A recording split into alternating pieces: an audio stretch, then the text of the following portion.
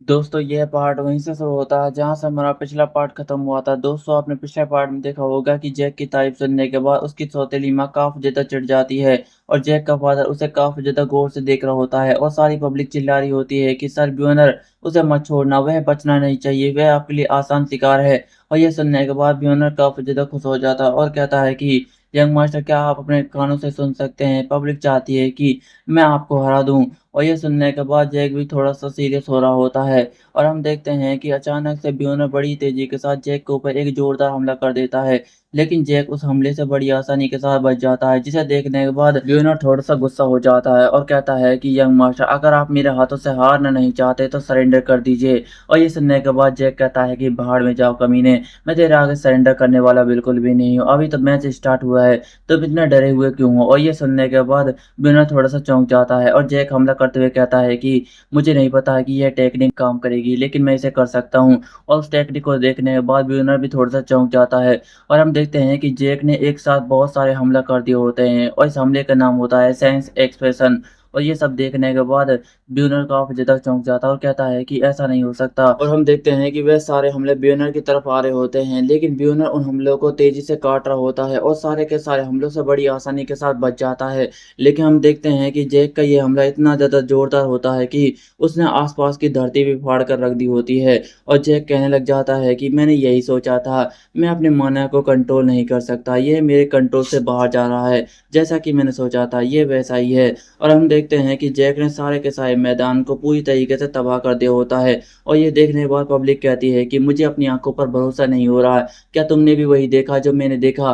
और ये सुनने के बाद दूसरा बंदा कहता है कि हाँ भाई, मुझे यकीन नहीं होता कि जैक ऐसा ऐसा कर सकते हैं, वो पहले से ज्यादा ताकतवर बन चुका है। और जैक की पावर को देखने के बाद वह पटलर भी हैरान हो जाता है और कहता है कि माय लॉर्ड, क्या आपने वह देखा? वह पहले से ज्यादा ताकतवर बन चुका है, उसने कमाल की स्किल का इस्तेमाल किया है जो सेंसेस पर काम करने के बाद ही आती है। अगर आप इस स्किल को सीख लेते हैं तो आप अपनी बॉडी से अपने मानव को अलग कर सकते हैं और जैसा चाहे वैसा हमला कर सकते हैं। मुझे यकीन नहीं होता कि यंग मास्टर ने तलवारबाजी सीखने के साथ साथ इस स्किल को भी सीख लिया, वह सच में बहुत ही ज़्यादा कमाल का है। और यह देखने के बाद ब्यूनर भी काफ़ी ज़्यादा गुस्सा कर रहा होता है और कहने लग जाता है कि आखिरकार इस कमीने के पास ये स्किल कहाँ से आई। लेकिन रुको जरा, जिस तरह से इसने माना पावर को इस्तेमाल किया वह खराब था। ऐसा लगता है कि जैसे ये अपने माना को अपनी बॉडी से अलग कर सकता है, पर उन्हें कंट्रोल नहीं कर पा रहा है। लेकिन मेरे सामने जो ओपोनेंट खड़ा है वह यंग मास्टर जैक है, जो पहले से ज़्यादा ताकतवर बन चुका है, मैं इसे आसानी से नहीं ले सकता। मुझे इसके ऊपर सोच समझ कर हमला करना होगा, तभी जाकर मैं इसे हरा सकता हूँ। और हम देखते हैं कि वह अपनी तलवार में माना भरता है और बड़ी तेजी के साथ जैक के ऊपर हमला करने के लिए जा रहा होता है और जैक भी बिल्कुल लड़ने के लिए तैयार होता है। लेकिन हम अचानक से देखते हैं कि ब्योनर अपनी तलवार के अंदर बहुत सारा माना इकट्ठे करने लग जाता है और कहता है कि अब तू मेरे इस हमले से नहीं बच पाएगा। उस हमले को देखने के बाद जैक भी थोड़ा सा हैरान हो जाता है और हम देखते हैं कि ब्यूनर ने एक टेक्निक का यूज किया होता है, जिस टेक्निक से यंग मास्टर जैक बड़ी आसानी के साथ बच जाता है, जिसे देखने के बाद ब्यूनर काफी ज्यादा चौंक जाता है और कहता है कि क्या उसने डॉज कर लिया? लेकिन मेरे पास हमला खत्म नहीं हुआ है, मेरे पास अभी भी एक मौका है। और हम देखते हैं कि वह दोबारा से अपनी तलवार के अंदर माना भरता है और कहता है कि मेरे इस हमले से अब बचकर दिखाओ। और हम देखते हैं कि वह दोबारा से एक जोरदार हमला कर देता है और यह हमला इतना ज़्यादा जोरदार होता है कि जैक के पास बड़ी तेजी के साथ पहुंच जाता है, जिसे देखने के बाद जैक भी हैरान हो जाता है और वह वार जैक को लग जाता है, जिससे एक जोरदार धमाका होता है और इस हमले का नाम होता है स्पेस लेयर। और इस हमले की वजह से जैक की हालत बहुत ही ज़्यादा खराब हो जाती है, जिसे देखने के बाद सारी पब्लिक चिल्लाने लग जाती है कि सर ब्यूनर, आपने कमाल कर दिया, जैसा हमने सोचा था आप उससे कई गुना ज़्यादा ताकतवर हैं। और ये सुनने के बाद ब्यूनर कहता है कि जैसा कि तुम देख सकते हो, मैंने तुम सबसे पहले ही कहा था कि इस लड़ाई का विजेता पहले से ही तय हो चुका है, जो कि मैं हूँ। अब इस लड़ाई को कराने का कोई भी फायदा नहीं है, अगर ये इसी तरीके से लड़ाई करता रहा तो मैं इसे मार ना दूं, मुझे इस बात का डर लगता है। और ब्यूनर की यह बात सुनने के बाद सारी की सारी पब्लिक जोर जोर से चिल्लाने लग जाती है और उसकी तारीफ कर रही होती है। लेकिन हम अचानक से देखते हैं कि जय की भी आंखें खुल जाती है और वह कहने लग जाता है कि तूने बिल्कुल सही कहा था, इस बॉडी और टेक्निक के साथ मैं तुम्हें कभी भी नहीं हरा पाऊंगा। लेकिन शायद तो ये एक बात भूल गया, यह जंग है और जंग में जीतने के लिए सब कुछ जायज होता है। और हम देखते हैं कि जैक बड़ी तेजी के साथ ब्यूनर के ऊपर हमला करने के लिए आ रहा होता है, जिसे देखने के बाद ब्यूनर भी थोड़ा सा चौंक जाता है। पर हम देखते हैं कि जैक ने अपनी तलवार जमीन पर टेकी हुई होती है और वह उसे घसीटता हुआ ला रहा होता है। जैसे ही वह हमला करता है बहुत सारी रेत हवा में उछल जाती है और ये सारी की सारी रेत बिनर की आंखों में चली जाती है। जिसे देखने के बाद बिनर भी थोड़ा सा चौंक जाता है और जैक इसी मौके का फायदा उठाते हुए ब्यूनर के ऊपर हमला कर देता है, जिससे ब्यूनर दूर जाकर गिरता है। लेकिन उसे कुछ भी दिखाई नहीं दे रहा होता है, जिसकी वजह से वह कहने लग जाता है कि कायर कहीं के तुम्हारी हिम्मत कैसे हुई मुझ पर इस तरीके का हमला करने की। और वह उसे देखने की कोशिश कर रहा होता है और जैक उसके पास धीरे धीरे आ रहा होता है, लेकिन अचानक से वह उसकी गर्दन पर अपनी तलवार रख देता है और कहने लग जाता है कि क्या कहा कायर, जंग में जीतने के लिए सब कुछ जायज़ होता है। तुमने ही तो कहा था मुझे बस इस जंग में जीतना है, इसलिए मैंने ये सब किया और इस बात से कोई भी फ़र्क नहीं पड़ता, बस तुम्हें सरेंडर करना है। और ये सुनने के बाद ब्यूनर काफ़ी ज़्यादा गुस्सा हो जाता है और जैक भी उसे घूर-घूर कर देख रहा होता है। और जब ब्यूनर कहता है कि ठीक है, मैं सरेंडर करता हूँ। और यह सुनने के बाद जैक कहता है कि क्या तुम जानते हो कि तुम इस जंग के दौरान हारे क्यों? क्योंकि तुम घमंडी हो गए थे, तुम घमंड में लड़ रहे थे। शायद तुम्हें पता नहीं है कि तुम स्टीलविल परिवार के एक सेवक हो और सेवक होने के बावजूद भी तुम इस घर के सबसे बड़े बेटे को मारना चाहते थे, इसलिए तुम्हारे साथ ये हुआ है। लेकिन तुम इस जंग को हमेशा याद रखना, तुम्हारी ताकत बहुत ही ज़्यादा कमाल की है। अगर तुम इसी तरीके से आगे बढ़ते रहो तो तुम बहुत ही ज़्यादा आगे जाओगे।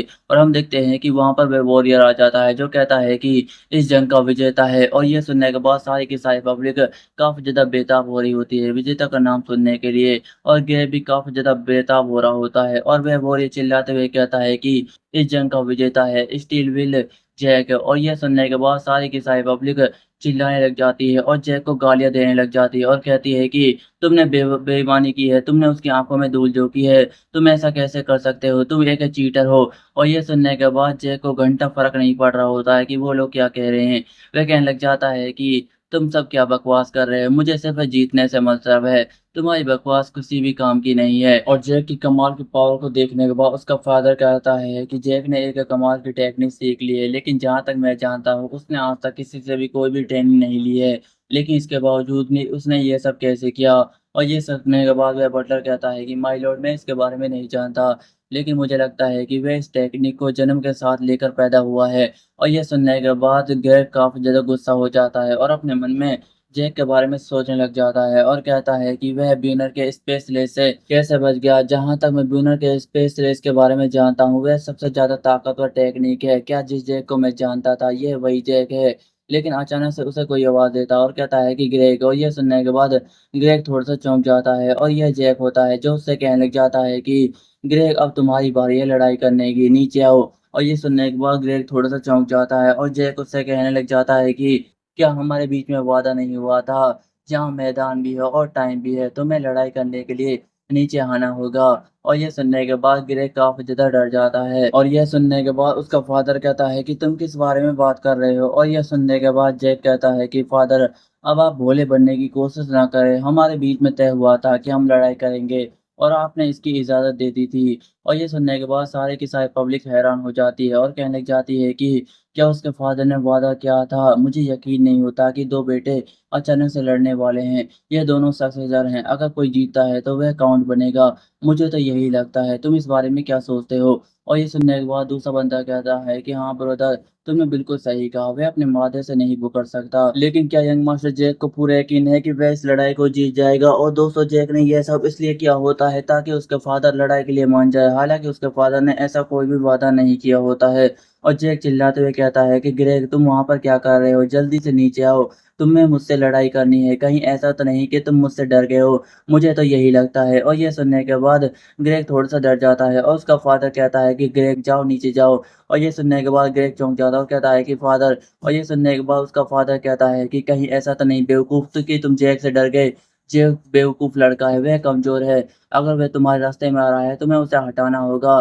तुम ही अगले सक्सेसर बनोगे। और ये सुनने के बाद ग्रेग नीचे चला जाता है और लड़ने के लिए बिल्कुल तैयार हो जाता है और अपने मन में कहने लग जाता है कि जहाँ तक मैं जानता हूँ जैक को, ये बहुत ही ज़्यादा कमज़ोर है, लेकिन ये इतना मुस्कुरा क्यों रहा है? ये बहुत ही ज़्यादा बदल चुका है। इसका व्यवहार, इसका रहन-सहन और इसके कपड़े बदलने का तरीका सब कुछ बदल चुका है। ऐसा लगता है कि जिस जैक को मैं जानता था, यह जैक वह बिल्कुल भी नहीं है। ये बहुत ही ज़्यादा अलग बन चुका है, आखिरकार कौन है ये? और अचानक से जैक उसे आवाज़ देता है कि है ग्रेग, और ये सुनने के बाद ग्रेग थोड़ा-सा चौंक जाता है और जैक कहता है कि तुम किस बारे में सोच रहे थे? कहीं ऐसा तो नहीं सोच रहे थे कि मैं तुम पर पहला हमला करूँगा? अगर तुम यही चाहते हो तो बड़े भाई होने के बदले मैं तुम्हारे लिए ये इतना तो कर ही सकता हूँ। और हम देखते हैं कि जैक उसके ऊपर हमला कर देता है, जिसे देखने के बाद ग्रेग काफ़ी ज़्यादा डर जाता है। लेकिन हम देखते हैं कि जैसे-तैसे वह जैक के हमले को रोक लेता है, लेकिन उसे काफ़ी ज़्यादा परेशानी हो रही होती है और वह कहने लग जाता है कि ये क्या है? इसका हमला तो सचमुच बहुत ही ज़्यादा ताकतवर है। जैसा मैंने सोचा था, यह पहले से कई गुना ज़्यादा ताकतवर बन चुका है। लेकिन अचानक से जैसे उसकी नज़र वहाँ पर जाती है, वह थोड़ा-सा चौंक जाता है और कहने लग जाता है कि ये बहुत ही ज़्यादा ताकतवर बन चुका है, लेकिन इसके बावजूद भी ये बेवकूफ़ है और कमज़ोर है। मुझे इसे हराना होगा, मैं इसे नहीं हार सकता, क्योंकि अगर मैं इसे हार गया तो ये अगला काउंट बन जाएगा, मैं ऐसा कभी भी नहीं होने दूँगा। और हम देखते हैं कि वह बड़ी तेज़ी के साथ जैक के ऊपर हमला कर देता है और उसका हमला काफ़ी ज़्यादा तेज़ होता है और वह जैक की गर्दन के पास पहुँच चुका होता है, जिसे देखने के बाद जैक भी हैरान हो जाता है और अपने मन में कहने लग जाता है कि ब्यूनर ने जो हमला किया था, वह कोई मामूली हमला नहीं था, उससे मेरा माना पावर ब्लॉक हो चुकी है। मैं उसे इस्तेमाल नहीं कर सकता, कम से कम आज तो। लेकिन अभी जो मेरे सामने अपोनेंट खड़ा है, वह ब्यूनर से काफ़ी ज़्यादा कमज़ोर है। मैं इसे बड़ी आसानी के साथ हरा सकता हूँ। मुझे इस खेल को जल्द से जल्द ख़त्म करना होगा और जीतना होगा। और हम देखते हैं कि ग्रेग ने तलवार मार दी होती है, लेकिन वह किसी को देखने के बाद थोड़ा-सा चौंक जाता है और हम देखते हैं कि जैक का खून ज़मीन पर गिर रहा होता है। लेकिन समय रहते जैक ने ग्रेग की तलवार को पहले ही पकड़ लिया होता है, लेकिन उसकी वज़ह से उसका हाथ कट चुका होता है और बहुत सारा खून भी बह रहा होता है। और जैक कहने लग जाता है कि तुम्हें क्या लगता है कि मैं तुम्हारे इन छोटे से हमले से मारा जाऊँगा? ये सब बचकाने हमले हैं, तुम मुझसे नहीं बचोगे। और हम देखते हैं कि जैक अपने हाथों में माना पावर लगा रहा होता है और उसने इतनी सारी माना पावर लगा दी होती है कि वह उस तलवार को बड़ी आसानी के साथ तोड़ देता है।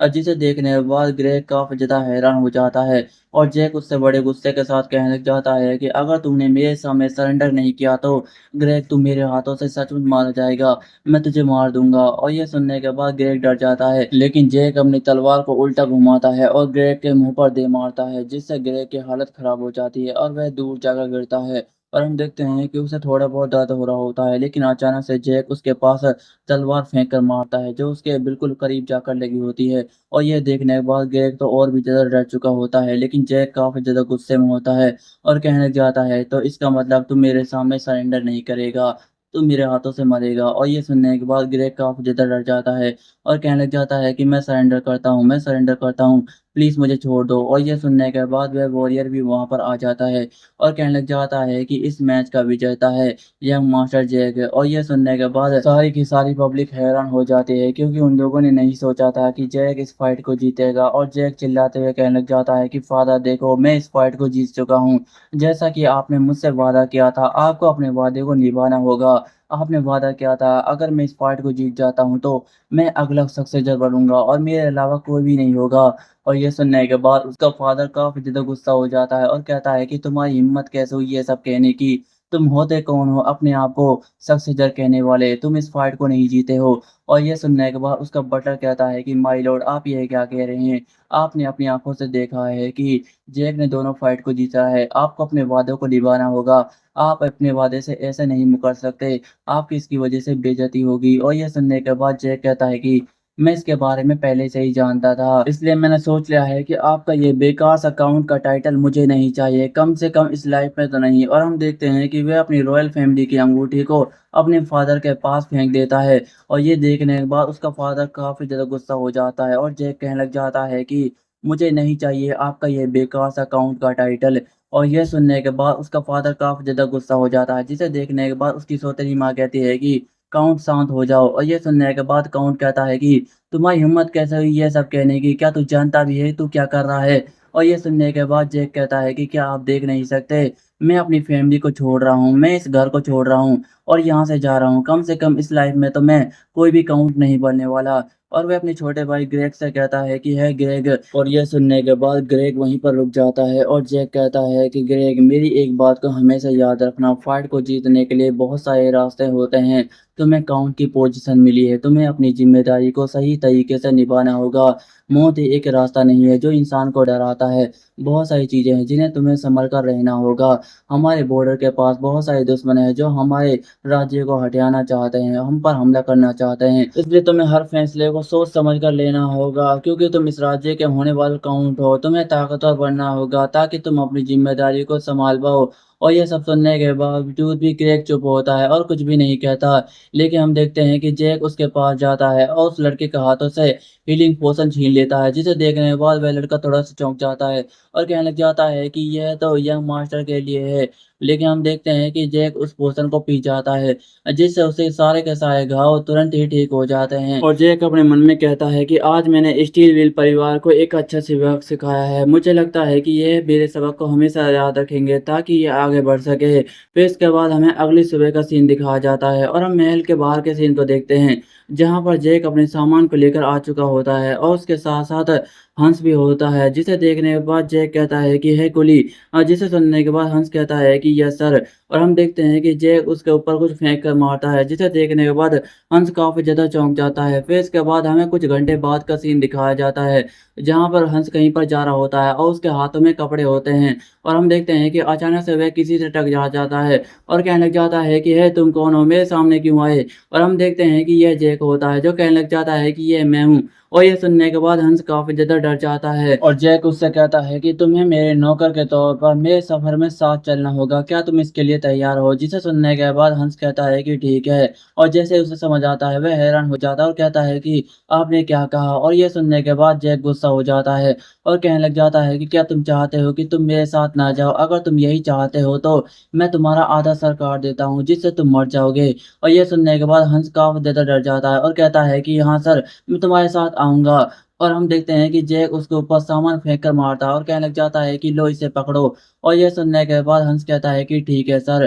फिर इसके बाद हम देखते हैं कि वे सफर की ओर निकल रहे होते हैं और जैक अपने मन में कहने लग जाता है कि मैंने अपने नौकर को माफ कर दिया। हालांकि इसने पैसे के लिए काम किया था, लेकिन इसके बावजूद भी मैंने इसे माफ कर दिया। लगता है कि मैं पहले से ज्यादा शरीफ और अच्छा बन चुका हूँ। लेकिन जैक पीछे मुड़कर देखता है और अपने मन में कहने लग जाता है कि मेरा नौकर तो बहुत ही ज़्यादा कमज़ोर है, मुझे इसे ट्रेन करना होगा ताकि आगे चलकर ये मेरे काम आ सकते हैं। वैसे भी ये बहुत ही ज़्यादा कमज़ोर है, मुझे इसे ट्रेनिंग देनी होगी। और हम देखते हैं कि जैक उससे कहता है कि आज से तुम मुझे जैक सर कहकर बुलाओगे। और यह सुनने के बाद वह नौकर कहता है कि ठीक है जैक सर, मैं समझ गया। और वह कहता है कि लेकिन सर, आप कहाँ पर जा रहे हैं, क्या आपका कोई प्लान है जहाँ पर आप जाना चाहते हैं। जिसे सुनने के बाद जैक कहता है कि नहीं, मैं इसके बारे में नहीं जानता और न ही मैंने इसके लिए कोई फिक्स प्लान बनाया है। और वह अपने मन में उस बारे में सोचने लग जाता है और कहता है कि मैं पहले तो अपने राज्य के बाहर जाऊंगा, अपने पड़ोसी राज्य, और वहीं से अपना सफ़र शुरू करूंगा।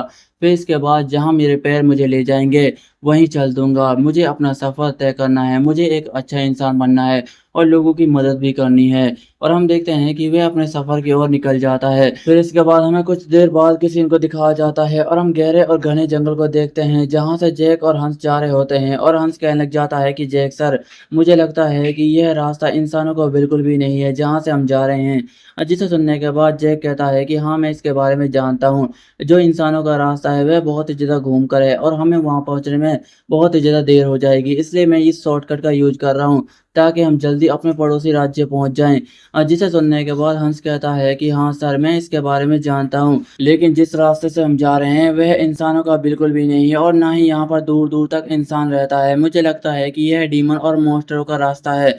जिसे सुनने के बाद जैक कहता है कि तो इसलिए तो मैं तुम्हें वहां पर ले जा रहा हूँ। और ये सुनने के बाद जैक कहता है कि तो फिर ठीक है। लेकिन जैसे उसे एहसास होता है वह हैरान हो जाता है और कहता है कि सर जैक, आपने अभी क्या कहा। और हम देखते हैं कि अचानक से उसे पीछे झाड़ियों से आवाज आती है, जिसे सुनने के बाद वह बड़ी तेजी के साथ पीछे मुड़कर देखता है और काफी ज्यादा डर जाता है और अपने मन में कहने लग जाता है कि क्या मैंने कोई आवाज को सुना या फिर मेरे कान बज रहे थे। और हम देखते हैं कि वह धीरे धीरे आगे की ओर बढ़ने लग जाते हैं, लेकिन हंस की तो काफी ज्यादा फटी पड़ी होती है और बार बार पीछे मुड़कर देख रहा होता है और अपने मन में कहने लग जाता है कि यह कितनी ज्यादा खतरनाक जगह है। मैं उम्मीद करता हूँ कि मैं यहाँ से सही सलामत और जिंदा बाहर निकल जाऊँ। लेकिन जैक उससे कहता है कि है हंस। और यह सुनने के बाद हंस कहता है कि यस सर। और हम देखते हैं कि जैक उसके हाथों में एक छोटी सी तलवार थमा देता है और कहने लग जाता है कि यह लो, तुम्हारा टेस्ट अब स्टार्ट हो चुका है। और यह सुनने के बाद हंस हैरान हो जाता है और उसे कुछ भी समझ नहीं आया हुआ होता और जैक कहता है कि जरा अपने पीछे मुड़कर तो देखे। और यह सुनने के बाद हंस डरते हुए पीछे मुड़कर देख रहा होता है और कहने लग जाता है कि आखिरकार क्या है मेरे पीछे। और जैसे ही वह पीछे देखता है वह काफ़ी ज़्यादा हैरान हो जाता है और हम देखते हैं कि उसके पीछे एक गोब्लिन होता है जिसे देखकर वह काफ़ी ज़्यादा डर जाता है। और दोस्तों इसी के साथ ही हमारा यह चैप्टर भी एंड हो जाता है। दोस्तों आपको यह नया चैप्टर कैसा लग रहा है कमेंट में ज़रूर बताएं। आपको वीडियो अच्छी लग रही हो तो वीडियो को लाइक एंड चैनल सब्सक्राइब कर लीजिए। मिलता है अगली वीडियो में, धन्यवाद।